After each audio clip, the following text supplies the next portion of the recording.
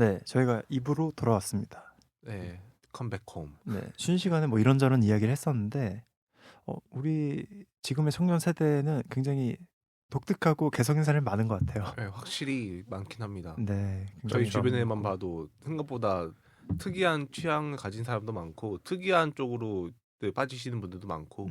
크게 어떤 기존의 구조에 구애받지 않는다는 느낌이 들어요. 네. 네. 네, 삶의 방식이 돈 번 친구 얘기가 제일 기억에 남네요. 돈 번 친구요? 어떤 얘기인가요? 아니 방금 돈 번 친구 있다고. 아. 주식으로 돈 벌었다고. 네, 스스로 보고서를 분석해가지고 네, 네. 예측을 해서 투자도 네. 하고. 왜냐면 제가 지금 돈이 없거든요. 아, 저한테 없는 걸 항상 찾게 되는 거예요. 아. 나한테 결핍된 걸 다른 사람한테서 찾는 거죠. 네, 지금 굉장히 그 투자의 측면에서 굉장히 위태로운 상황인 것 같습니다. 그럼 권유가 들어오면 바로 하실 것 같은데. 안 돼요, 안 돼요. 그렇습니까? 왜냐면 시드머니가 지금 다 묶여 있기 때문에 국장에 그렇습니까? 묶여 있기 때문에. 예. 왜 하필 국장인가요? 네. 그건 몇 년 지난날의 됐기 맥시멈 때문에. 게. 아하. 네. 빨리 빼서 저도 저기 S&P 같은 데 넣고 싶은데 안 돼요. 뺄 수가 없어요. 뺄 수가 없는 뺄 수가 상황이시군요. 없어요. 많이 물리셨군요. 그렇죠. 네, 사람들이 내가 몰라서 못 넣는 게 아니다. 그렇죠. 물렸기 네, 때문에 못 넣는 거다. 못하는 거다. 맞습니다. 그렇죠. 그러니까 주식으로 이렇게 이득 보고 하신 분 너무 자랑하지 마세요. 상처받는 다들 사람들이. 못해서 안 하는 게 아닙니다. 네. 네. 뭐 그분이 양자 컴퓨터 어쩌고 얘기했다고요? 네네. 또 집에 가서 찾아봐야 되나? 그래서 저희가 2부에서 먼저 이야기해 볼 것은 앞서서 이 헬조선이라는 단어가 어떻게 나왔고 역사적으로 어떤 맥락을 가지는지를 한번 간단히 탐구해봤는데 네. 이 헬조선이라는 단어를 사실 모두가 곱게 보진 않아요. 아까 맥시멈님과 저도 약간 부정적 뉘앙스 좀 네, 싫다 그래요. 이런 맞아요. 식으로 얘기를 했었는데 네. 지금 우리 그 정치 진영에서도 각각 이걸 바라보는 시선이 다릅니다. 그렇죠. 뭐 예를 들면 진보 진영 같은 경우에는 지금의 청년 세대가 사실 과거처럼 운동을 한 것도 아니고 그렇죠. 어떤 혁명을 이끈 것도 아닌데 왜 이렇게 부정적인 뉘앙스를 풍기냐에 대한 의문이 좀 있는 것 같아요. 그렇죠. 너네는 그냥 유아 아니냐. 그죠? 네. 본인들이 사실 다 이끌었는데 네. 우리가 시위도 크게 하고 한번 다 바꿔놨는데 왜 너네들이 헬조선이라고 하는 거지? 네. 라는 너네는 우리가 고생해서 만들어 놓은 그렇죠. 그 밥상에 떡고물 다 얻어 먹었으면서 그렇죠. 왜 너네는 지금 힘들다고만 하느냐. 아니면 우리처럼 어떤 혁명거리를 찾아서 해야 그렇지. 될 나이인데 네. 왜 너네들은 헬조선을 이야기를 하고 있냐. 그러니까 왜 이렇게 현실에 안주하고 있느냐. 요약하게 보는 측면이 있어요. 이런 식으로 지금 진보 진영에서 바라보는 것 같고 네. 보수 진영에서는 이제 요즘 청년들 왜 이렇게 나약하니? 음. 라는 식의 말이 나오고 있는 거죠. 그건 두 진영이 좀 공유하고 있는 측면인 네. 것 같아요. 어느 쪽이든 간에 네. 그 시대를 경험했던 사람들이기 때문에. 그렇죠. 부정적 뉘앙스라는 것은 공통점인 것 같은데 네. 두 분은 이런 시각이 어떤 것 같습니까? 이런 두 진영의 시각 같은 것. 주 기자님 어떠세요? 그런 말이 있죠. 그 극과 극은 통한다라는 그런 말이 있는데 네. 어느 정도 공유하고 있는 부분은 근데 제 느낌에는 시간적인 거를 공유하고 있기 때문에 그렇게 얘기를 하는 거지. 만약에 그런 거를 공유하지 않은 상태에서 그냥 두 진영끼리 얘기를 했다면은 반응이 둘이 180도 다르지 않았을까라는 그런 생각도 좀 들기는 해요. 예를 들면 어떤 식으로 다를 수 있다는 거죠? 뭐 진보 진영이나 보수 진영이나 지금 그 두 진영의 주류들은 다 그 시절을 겪어봤던 사람들이잖아요. 네. 이 헬조선이라는 그 단어를 만든 사람들이 상황의 진영에 있었다면은 둘 다 이건 충분히 공감할 만하다라고 얘기를 했을 수도 있을 것이고 아니면 각자의 그 진영 논리에 따라 가지고 우리가 이거 봤을 때 아닌 것 같은데라고 얘기를 할 수도 있는 것이고 그렇지 않았나. 진영의 차이에 따라서 이 단어를 바라본 시선이 다를 수밖에 없을 것 같아요. 네. 근데 어쨌든 그 두 진영에 지금 속한 어떤 기성 세대들은 같은 동시대를 공유했던 사람들이기 때문에 네. 지금 이렇게 새로 피어나온 이 헬조선이라는 신조어에 대해서 긍정적으로 바라보는 것은 아닌 것 같아요. 네. 이유가 네. 좀 둘이 좀 다르긴 하겠지만은 이런 생각을 해요. 그때의 어떤 그분들이 젊은 시절에 살아갔던 사회랑 지금 저희가 사는 사회랑 다르잖아요. 네. 근데 어떤 점이 다르냐면 그때는 정말 엄혹한 시대였어요. 물론 낭만도 있었지만 생존이 위협받던 시대였어. 그렇죠. 우리의 가장 1차적인 생존.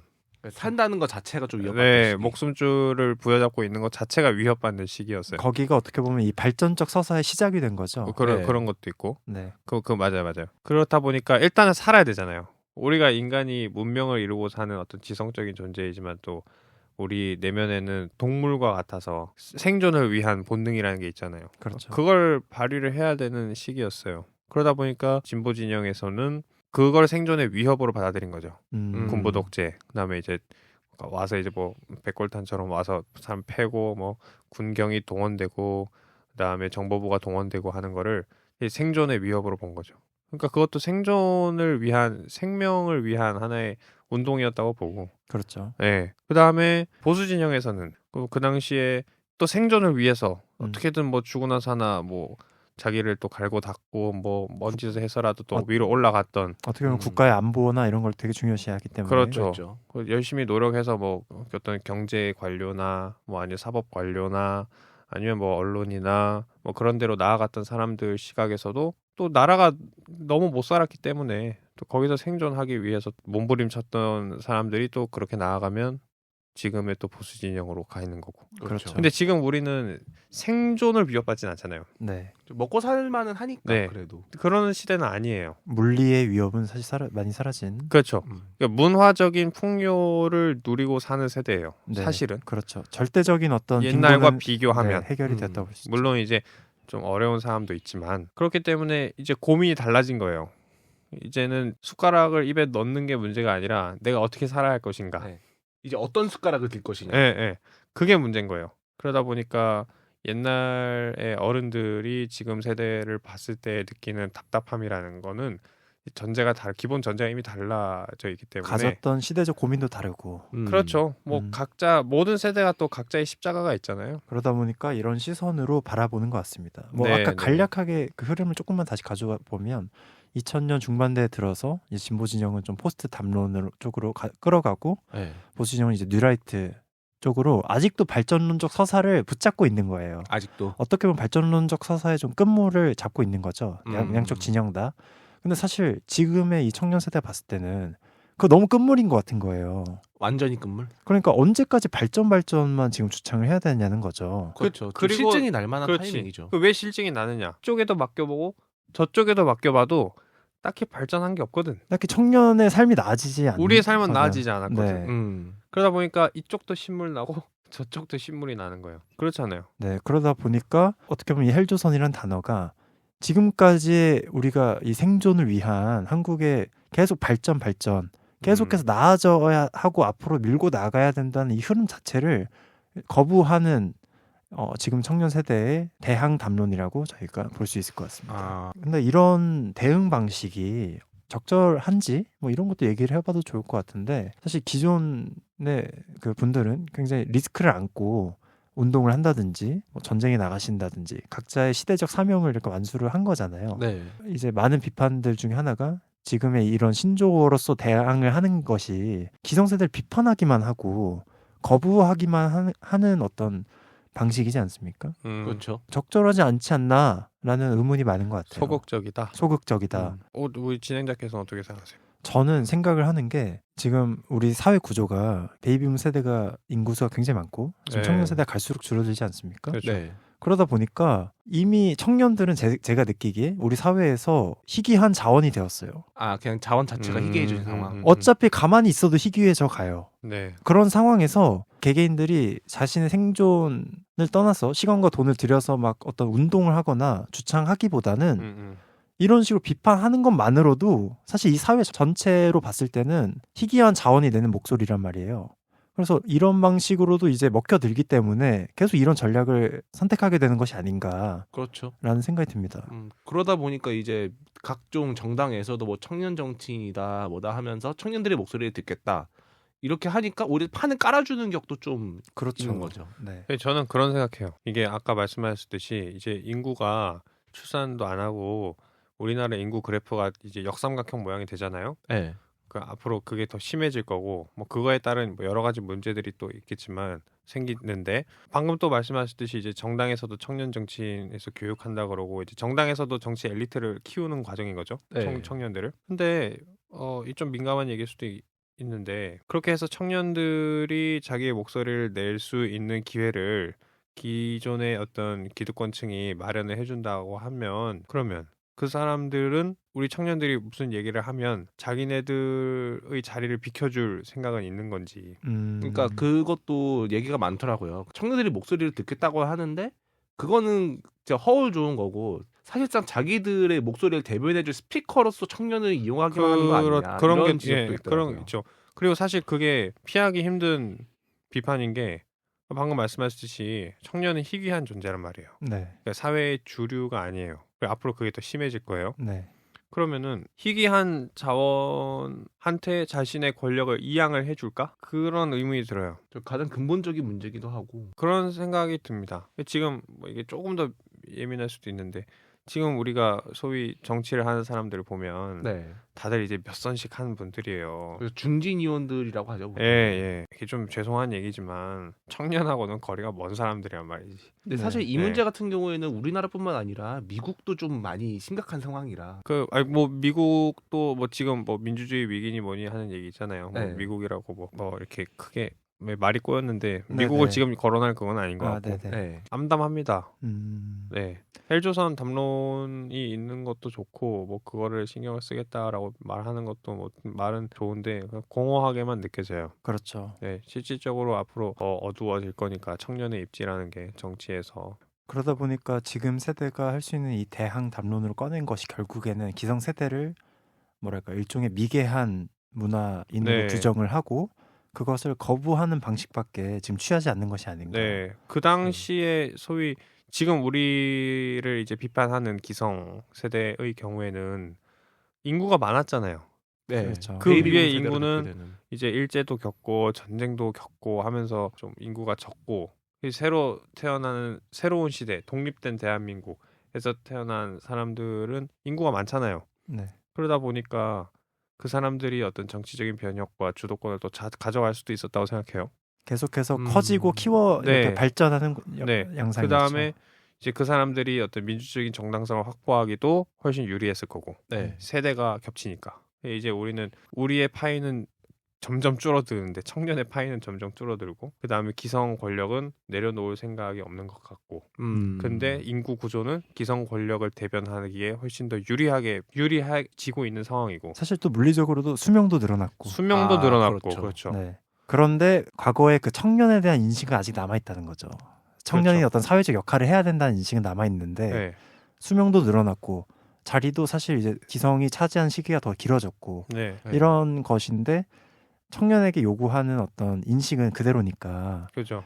이런 거를 거부하려고 나온 것이 이 헬조선이라는 담론이다. 뭐 이런 식으로 정리를 해볼 수 있을 것 같아요. 네. 네. 그래서 이제 헬조선을 이제 막 주구장창 부르짖으면 이제 당신네들이 이제 무슨 어떤 비전이 있느냐 청년들이 그렇게 얘기를 했을 때 사실 저조차도 이렇게 말하기가 어렵긴 하지만 암담합니다. 그냥 이게 계속 변할 것 같지가 않아요. 이 헬조선 담론이 꽤 오래 갈 것 같아요. 지금도 나온 지가 10년이 다 됐잖아요. 솔직히. 변한 게 없어요. 크게 변했다라고 볼 수 있을 만한 측면은 네. 솔직히 하면은 별로 없지 않나. 이 텍스트에 따르면 우리가 사실 세대 요즘에 이야기를 많이 하는데 이 세대의 구분 같은 경우도 2000년대 들어서 이제 많이 네, 양쪽 진영에서 이제 활용하기 시작을 한 그렇죠. 거라고 X세대라든가 하더라고요. 88만 원 뭐. 세대라는 네. 책이 그러면서 부음을 이 일으키면서. 세대의 구분이 좀 사람들이 하기 시작하고 네. 그러다 보니까 이제 그 구분이 명확해지면서 갈등도 생겨나고 뭔가 대척점에 생겨 있을 수도 있겠다는 생각을 하게 되는 거예요, 사람들이. 그런 측면에서 생각을 해봤을 때 참 어려운 문제죠. 어려운 문제고 다만 어떻게 보면 이해해봐야 되는 문제가 아닌가. 단순히 어떤 비양되는 단어가 나온 게 아니라 이런 단어를 지금 청년 세대가 필요로 한다는 거죠. 그렇죠. 내뱉을 네. 수밖에 없는 이유는 또 무엇인가 이런 거에 대해서 생각을 해봐야 되고. 그러니까 한편으로는 뭐 나 살려주세요라고 이야기하는 것 같기도 해요. 좀 감정적일 수도 있지만 그런 식으로서 이 단어를 부르짖는 게 아닌가 하는 생각이 들고요. 그러면서 이제 봐라, 우리는 이렇게 지금 고생을 하고 있는데 기성세대 당신들의 행위를 좀 되돌아봐라, 뭐 이런 식으로 좀 외침을 하고 있는 걸지도 모르겠다라는 생각도 좀 하지만 들고. 그것이 소극적인 형태로 진행되고 네. 있다라는 식으로 정리를 해보면 좋을 거고 그렇다면 마지막으로 저희 시간 관계상 간단하게 조금만 더 해볼 텐데 과연 앞으로 이제 어떻게 나아가야 될까라는 이야기까지 좀 해보면 좋을 것 같아요. 그러니까 어쨌든 이 헬조선 담론이라는 게 이미 나왔잖아요. 네. 이미 나왔고 이런 식으로 연구도 되고 있고 그렇다면 우리가 앞으로 이 청년 세대가 어떤 역할을 담당을 해야 할까 우리 사회에서 기존의 어떤 이 사회의 발전을 이끄는 특히 한국 사회에서 발전론적 서사를 이끄는 주요한 동력이었다면 이제는 어떤 역할을 할 수 있을지 한번 얘기해봐도 좋을 것 같아요. 저부터 이 의견을 얘기해보면 네. 전 그런 생각을 합니다. 존재해서 끝까지 살아가는 것 자체가 지금 청년들의 맡겨진 바라고 생각합니다. 아, 그게 이제는 사명으로서 네, 기능을 한다는 저는 거. 특별하게 더 어떤 역사적인 임무를 수행할 필요는 없다 생각해요. 다만 지금 어떤 이 경쟁과 이 속에서 그럼에도 불구하고 계속해서 자신의 삶을 영위하려는 노력 자체가 지금 청년 세대들이 할 것이지 이 세대한테 특정한 어떤 역사적 임무를 부여하는 건 좀 너무 과중한 것 같아요. 저는 그렇게 생각해요. 근본적으로 인구의 문제가 아닌가라고 생각합니다.